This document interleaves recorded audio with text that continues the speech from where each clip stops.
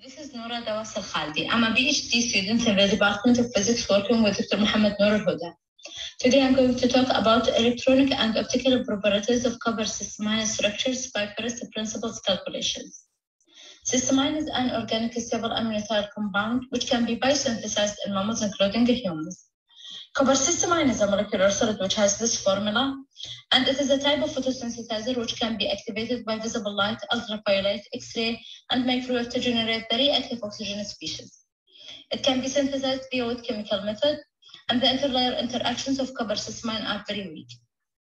Copper cis-minus can be used for therapeutics, imaging, solid-state lighting, and radiation detection.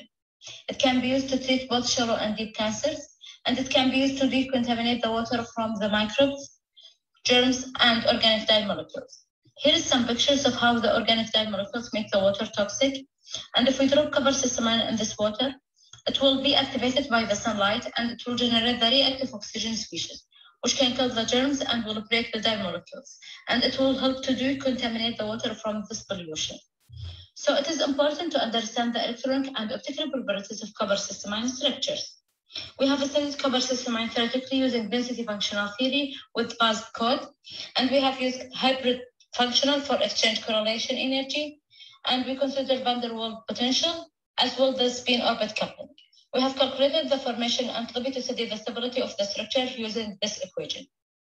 So first we relax these structures fully to get the ground state energy. We have considered copper cis-minus fluorine, copper cis-minus chlorine, copper cis-minus bromine, and copper cis-minus iodine. And we consider two different states called singlet state and triplet state, as because copper cis-minus is a molecular solid that can be stabilized in singlet or triplet state. So we have relaxed the structure fully and get the volume, and you can see that copper cis-minus iodine has the highest volume due to the fact that iodine has the highest atomic radius. And we have calculated the formation enthalpy, and we found that copper cis-minus fluorine is the most thermodynamically stable structure. And we have found all the copper cis-minus with chlorine, fluorine, bromine, and iodine stabilized in singlet state, which means that singlet state is the ground state for all of them. And to obtain the electronic properties of copper cis-minus structure, we have calculated the orbital projected density of a state, shown here for singlet and triplet state. And we consider spin up and spin down for triplet state because not all the electrons are paired as in singlet state. We have found that most contribution in the valence band on the conduction band coming from the copper atom.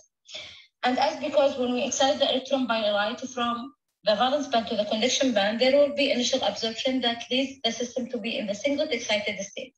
But we have found after the radiative transition happened due to the spin orbit coupling from copper atom, the emission will take place from the triplet state.